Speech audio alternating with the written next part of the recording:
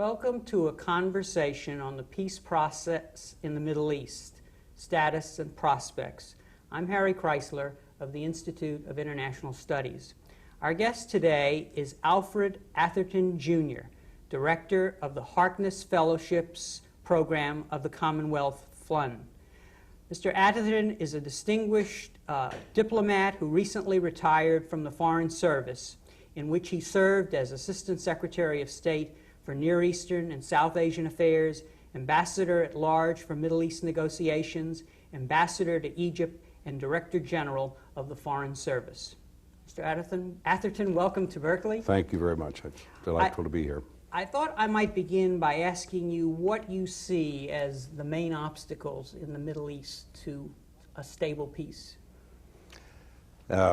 Probably, if you had to answer that in a few words, it's simply finding an agreed basis under which the parties to the conflict would come to the negotiating table. We've gone through many phases of Middle East peacemaking over the last almost 2 decades now, since the 1967 Arab-Israeli War, which was kind of a watershed in providing a new basis for looking for peace. There was a time when we thought that we could devise blueprints, we being the outside powers with an interest in peace, particularly the United States, and then somehow wave a magic wand and the parties would accept the blueprints and implement the blueprints and peace would be established. We've, I think, long since put that behind as a rather simplistic approach and recognized that there really is no substitute for bringing all of the parties to the conflict to the negotiating table. The real problem is to get an agreed basis, a format for negotiations, an agenda for negotiations, common groundwork of accepted principles, in this case a particular United Nations Resolution 242 of 1967, getting the parties to say, all right, we don't agree on anything except that we want to find a way to get to a peaceful settlement. It takes a political decision on the part of the parties to the conflict.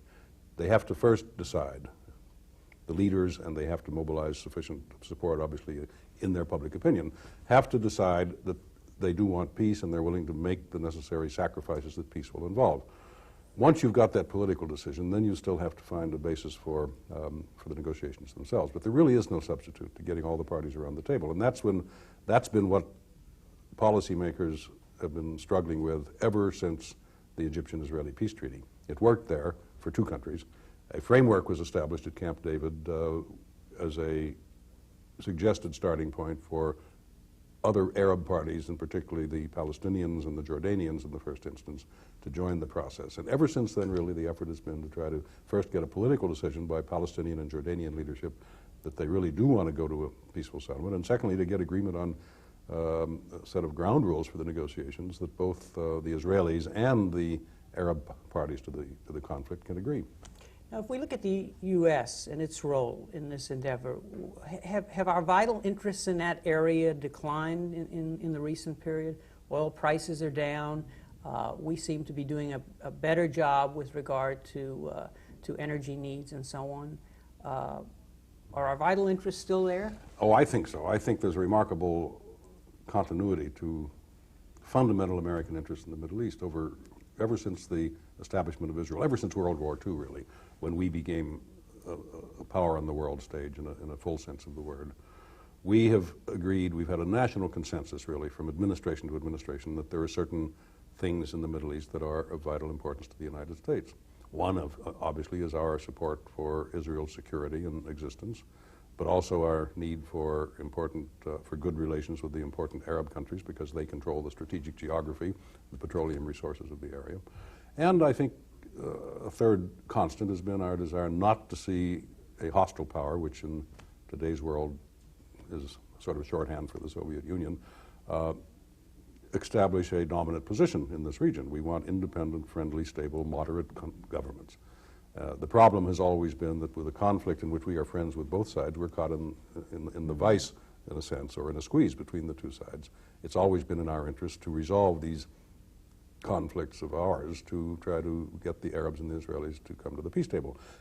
True, the Middle East goes up and down in terms of where it is on our agenda. Sometimes it's at the top, sometimes it's not quite at the top, because It's an area that is crisis-prone. I think everyone would agree to that, but it isn't always in a state of crisis. And there's a tendency on the part of policymakers and political leaders, I think, when something isn't in crisis, to focus on something else and hope that somehow the crisis will go away or won't reoccur. And you're quite right that at the moment we don't have the problem we used to have of oil embargoes or a threatened shortage or cutoff of oil. Oil is no longer a lever in the sense that it was in '73, for example, when the Arabs were able to, in fact, cut off the supply of oil to the United States substantially. It isn't that kind of a crisis today. There isn't a war brewing today. You've got a lot of violence in the area, but it's localized violence in Lebanon, for example, terrorist incidents, but nothing that runs the risk of bringing the superpowers into confrontation the way the 1967 war did, the way the 1973 war did, or for that matter, the 1956 Suez War. So there isn't that sense of crisis and urgency, and the problem really is to get policymakers to focus on the fact that just because we're between crises, we can't ignore the problems that are there. They will, at some point, inevitably boil up into a crisis again if we don't tend to them before that happens. In the recent period, from the end of the Lebanon war and the war, the conflict in Lebanon has continued, but the period immediately after the Israeli invasion and now their withdrawal. But since the Reagan plan, there has really been a period of relative inactivity on the part of the U.S. We've essentially, when our efforts to resolve the Lebanon problem failed, we essentially took a more muted presence role in the area. Is that a bad thing if there are times when we're not actively engaged in the peace process? Not always a bad thing. There are times when the situation you have to wait for it to get ripe. You're quite right. The last major American effort to move the peace process forward was President Reagan's speech, his proposals of September 1st, 1982, which were in the context of a major crisis in the area, that this was a response to a crisis situation, to the reaction against the United States and much of the Arab world because of the Israeli invasion of Lebanon, and particularly after the refugee camp massacres. A feeling that somehow we had lost sight of what the long-range goal was, which is not just to try to bring peace to Lebanon, but to try to resolve the overall regional conflict between Arabs and Israelis, including the Palestinian Arabs increasingly. So we put the plan on the table, waited for reactions, and it was, as you may remember, it was rejected rather summarily by the Israeli government of Prime Minister Begin at the time. It was welcomed in varying degrees by some of the Arabs. Egypt was very forthcoming, King Hussein of Jordan. And on that basis, Hussein in particular, felt very strongly that if the Middle East doesn't move towards peace, it's not going to stay on dead center. The thing will in time deteriorate.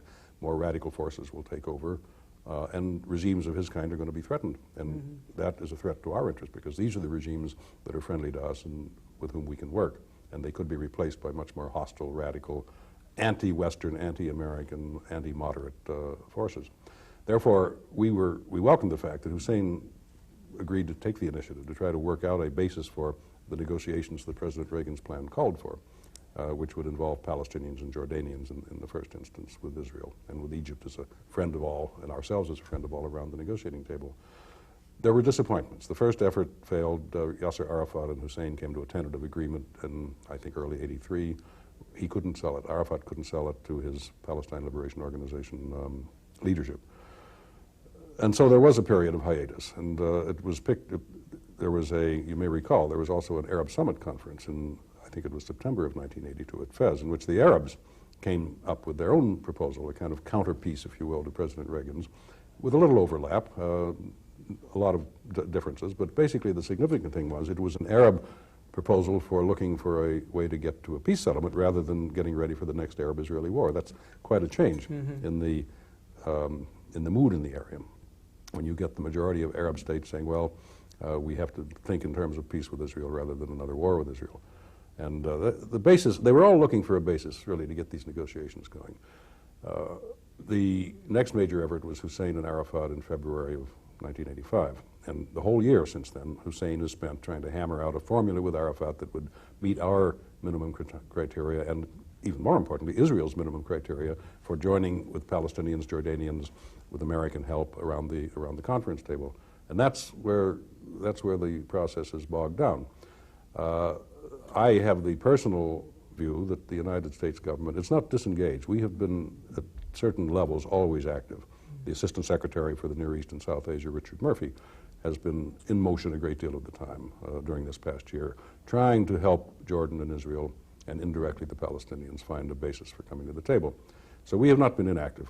I do have to say my own personal impression is that perhaps there hasn't been quite the sense of urgency about the problem that it deserves, a sense that somehow we can live with the situation. We don't want to commit ourselves to the point of running the risk of another diplomatic failure if it doesn't work. For the U.S. to be active in this process, it would seem that the President has to do the difficult task of managing our domestic political processes. As part of this Jordanian initiative, the President attempted to get some arms legislation for Jordan through the Congress, and that failed. Is this a continuing problem with American policy in the area, namely the constraints on the executive created by our domestic political processes? I don't think there is any major foreign policy issue that can be dealt with in a vacuum. All of them, to some extent, have to take into account public opinion in this country. Perhaps the greatest recent historical example, obviously, in the 60s and early 70s was Vietnam, where the administration had a policy that simply never won the support of public opinion, and eventually it failed. The Middle East has been particularly subject to this kind of interaction with domestic political currents in this country because there is a large body of our public who are very sympathetic to Israel.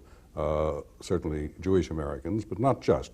It certainly is not just limited to American Jews. You find a great many non-Jews in this country who have, over the years, been very sympathetic to Israel. And they do form an articulate, and I think through the Israeli lobby, so-called, in Washington, the American Israel Public Affairs Committee is the name of the organization, which is the lobbyist with Congress for Israel, have a great deal of influence on members of Congress and influencing their perceptions of what is needed in the Middle East and of the Middle East situation from the point of view of Israel's perceptions.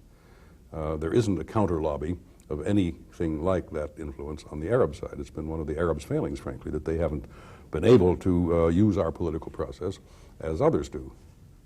I've heard it said it would be better if all foreign countries got out of our political process and let us develop foreign policy positions and strategies without regard to the domestic pressures representing foreign interests.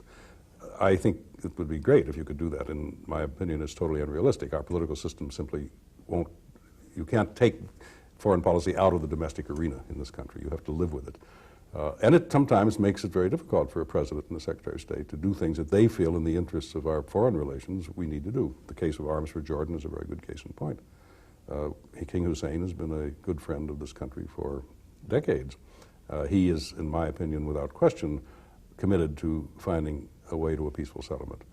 He can't do what Sadat did, and that's really what the Congress is asking him to do, to go and sit down at the table with Israel and bilaterally, or with Palestinians that the Israelis will accept, who will probably, by very virtue of that, be non-acceptable to the Palestinian political leadership. But basically, what they would like would be to have a bilateral negotiation with Jordan, or under, and I think Prime Minister Peres has agreed, to go to the extent of having an international context or umbrella of some kind. But basically, they want to keep the Palestine Liberation Organization out of the negotiations, or any Palestinians who associate themselves in a serious way with the PLO. Hussein simply hasn't got the political independence and strength and base to do this. He is vulnerable, but over 50% of his population is Palestinian. He's got Syria on his northern border, which has been hostile to his approach and our approach to a peace settlement. He's got to think about his political base. It won't do us any good to have Hussein go to the negotiating table if he's going to be overthrown or assassinated as a result. He has to protect his political flanks. And he has to show that he has friends who support him, and the United States has been one of those principal friends. He looked to us as a demonstration of that friendship and support to meet a request to modernize his defense forces with some really modest amount of fighter aircraft and anti-aircraft missilery and that sort of thing. And the Congress has basically said to the President, and the President wanted to do this. It's his policy to be responsive. But Congress has said, well, you don't have the votes, Mr. President. We will not support this, and if you veto it, we will override your veto even. So the problem the President faces is a Congress which is taking a position, which is very much the position of the government of Israel. Don't give arms to Jordan unless it makes peace with us. It's a vicious circle. It's going to in a way, we are weakening Jordan by not meeting this, and we're weakening it because of a domestic, an opposition from Israel which is reflected in our domestic political process. You seem to be suggesting that there is an erosion of our position vis-a-vis the Arabs. Initially, you suggested that we are even-handed, can stand between the parties. Now you're suggesting that in the recent period there has been an erosion of that perception of us as being even-handed. I think in the perception of the Arab world, this is true. There's a feeling that we are not playing the honest broker role that they saw us as playing in an earlier period, in the period that of the Rogers Plan in the late 1960s, for example, or of the Jimmy Carter period, which, although many Arabs criticized Camp David, the fact was that we were seen as trying to be an honest broker between the two sides. And since then, the impression is that we have tended to pretty much support Israel in whatever it does and whatever it wants to do, and have not tried to put a little distance between ourselves and, say, Israeli policies that we personally would prefer they didn't pursue. The invasion of Lebanon is a very good example. We certainly didn't support that invasion, yet the perception in the Arab world was that we didn't take a strong position against it, and in a way the Israelis felt that while they didn't have a green light from us, or collusion from us, at least a sort of yellow light signal to go ahead, and we wouldn't get in the way. And this has been true in a number of other issues, votes in the United Nations Security Council, for example. So the Arab perception definitely is that we are not as even-handed as they think we should be, or as they feel we have been in the past. One of the levers of influence that we have in the area seems to, again and again, be arms packages to various of the parties. I mean, it's a double-edged sword, isn't it? I mean, we're winning influence in that way, but some would say we're fueling arms races, and in many cases precipitating a Soviet response with regard to arming their allies in the region. Is that fair? It's a dilemma, because obviously we don't like to be a party to arms races. I think we would prefer to find a way to put a ceiling on arms buildups in areas of conflict generally as a matter of global policy, not just Middle East policy. But we're not the only arms supplier in the world, and when we have friends who turn to us, they have alternatives. They do have the Soviet Union, or if not the Soviet Union, at least Western Europe. The Saudis, for example, gave up, and we made it pretty clear that we were uncomfortable with a major request for additional aircraft from Saudi Arabia, again, because it was going to create a domestic battle in the Congress between the administration and the Congress and the supporters of Israel in the Congress. The Saudis solved it by going to the British, and they're getting a very big, and incidentally for the British manufacturers, a very lucrative arms package, which we could have had if we had not, if we'd done what the President basically felt we should do.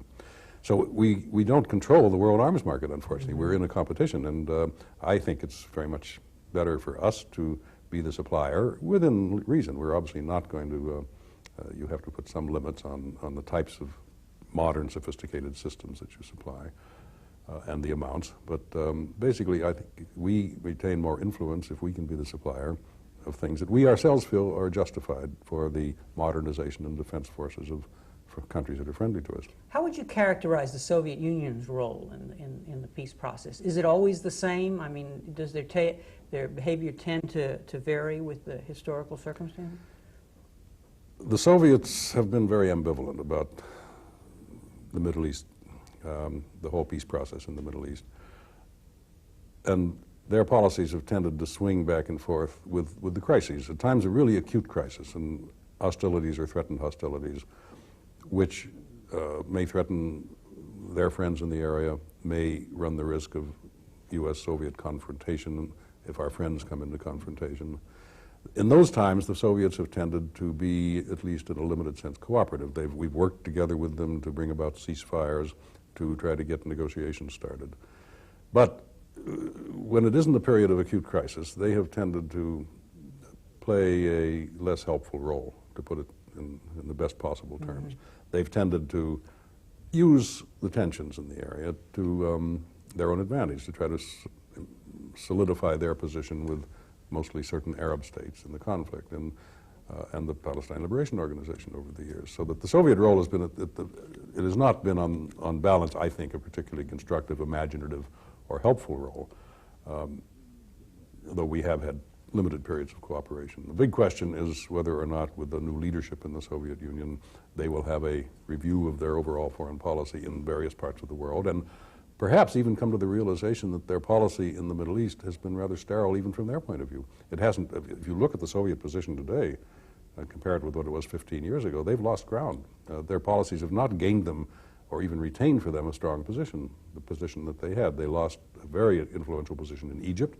We have really replaced the Soviets as the principal foreign power in Egypt. They have no real basis of influence other than Syria and South Yemen. Limited amount because they supply arms to Iraq, but even there, not totally. So the Soviet position has not even served their interests very well. This leads me to wonder, at least, whether or not the new Soviet leadership might take a fresh look.